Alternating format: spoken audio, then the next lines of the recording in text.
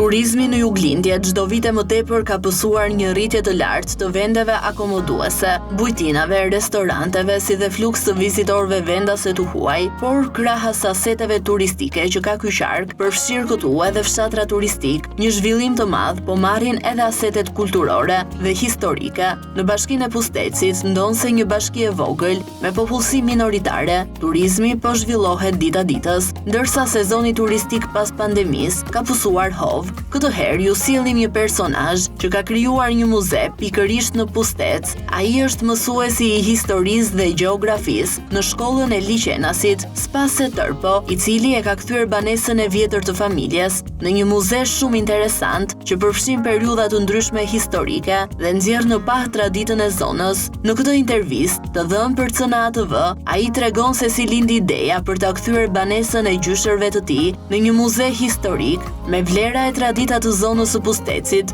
duke përfshirë qindra objekte e dokumente të vjetra që prej shekullit të 19 e deri në ditët e sotme.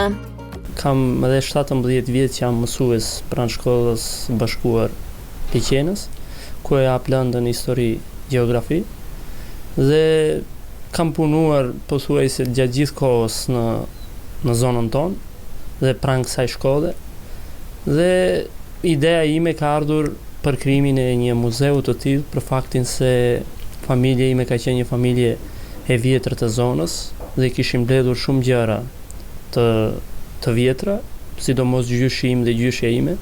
dhe duke parë që një ditë edhe zona jonë do zhvillohet sepse turizmi është deri bas sot ku mund të kemi të ardhura më të larta, kam vendosur që gjërat të sistemoj në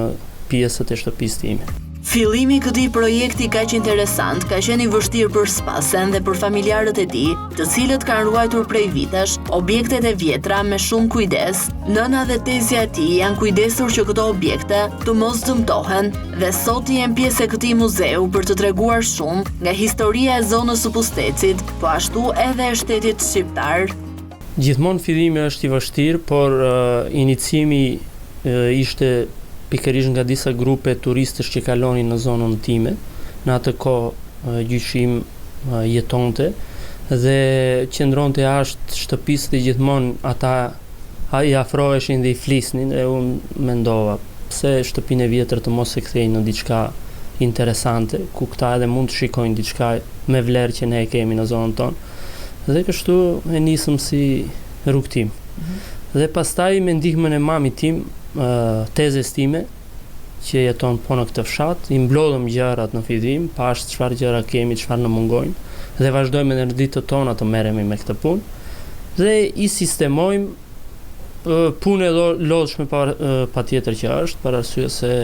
shumë gjëra nuk mund t'i gjesh, duhet t'i kërkosh në fshatrat e tjera dhe kështu mundohemi disa edhe i blejmë. Ndërtesa dykatëshe, më herët ka qenë banesa ku jetonin pjesëtarët e familjes Tërpo, e Spasja vendosi që ta ndante në 3 dhoma, secila prej tyre me një qëllim ndryshe. Në dhomën e parë ai ka futur një sër objektesh, duke nisur nga veshjet popullore, veglat e punës, enët e asaj kohe. Ky mini muze mund ta quajmë përbëhet nga 3 pjesë, 3 dhoma, ku fillojmë nga dhoma më e vjetër që është dhoma që i përket fundit të shekullit të 19, fillimi i shekullit të 20. Pikërisht unë kam improvizuar në një dhomë të veçantë të gjitha objektet, sendet, enët, veshjet të asaj kohe, veglat e punës në një vend, për arsye se në atë kohë të para tanë pikërisht jetonin në një dhomë dhe mbanin çdo gjë brenda asaj dhome, e bënin bukën, anin, flinin, lajshin, punonin leshin dhe të gjitha me radhë, dhe pikërisht kjo është dhoma e parë ku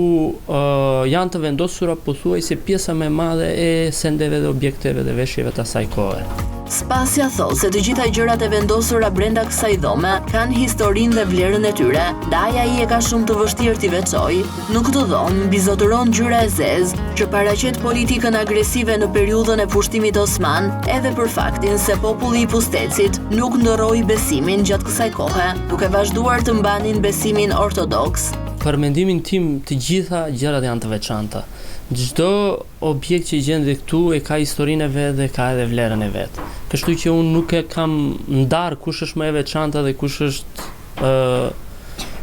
më ndryshe se të tjerët. Pikërisht të gjithë janë njësoj dhe çdo njeri që vjen, sidomos të huaj, janë me një entuziazëm të madh dhe shikojnë këtë pjesë dhe mendojnë se edhe unë mendoj se kanë vlerë dhe duhet që të ruhen sa më shumë. Unë e përmenda më sipër është pikërisht fundi i shekullit 19 dhe mund të themi nga gjysma e dytë të shekullit të 19 dhe pjesa e parë e shekullit të 20, kur ne pikërisht ishim nën perandorinë osmane, dhe nëse shikoni edhe ngjyra që dominon këtu është e zeza për arsye se edhe në zonën tonë osmanët kanë ndjekur një politikë agresive, vrasje dhe plus edhe ne si zonë nuk e ndruam as besimin, pra vazhduam krishterë dhe kjo ishte një diçka që bëri që popullsia këtu te ne të sakrifikohej dhe sipas disa të dhënave mendohet se edhe ngjyra e zezë është dominante për këtë fakt. Dhe është kjo pjesë që unë ju thash deri në periudhën e Zogut 39 kur ne u pushtuam dhe pas pushtimit ju e dini që ne hyrëm në një periudhë tjetër ku ndryshuan edhe mobiljet, enët, sendet e tjerë në periudhën e komunizmit. Në dhomën tjetër të muzeut, vizitorët ndeshen me një periudhë tjetër historike, atë të komunizmit, ndërpo thotë se nuk mund të mos e përfshinte në muzeun e tij. Ajo çka të bën përshtypje është fakti se turistët janë mjaft të prirur për të njohur më tepër lidhur me këtë periudhë, duke krahasuar Shqipërinë me shtete të tjera, si Koreja e Veriut dhe shtetet e Afrikës. Pjesa tjetër e muzeut është pjesa ku kemi paraqitur disa mobilje të periudhës së komunizmit, jo vetëm, por edhe shumë libra të asaj kohe që tregojnë qartë se si jetonim në atë kohë dhe çfarë objektesh dhe çfarë mobilesh mbanim në atë kohë në shtëpitë tona. Atëre periudha e komunizmit ka qenë një periudhë e gjatë ku ne kemi jetuar dhe nuk mundet që unë këtë pjesë të mos e përfshija në muze. Dhe është një nga periudhët ku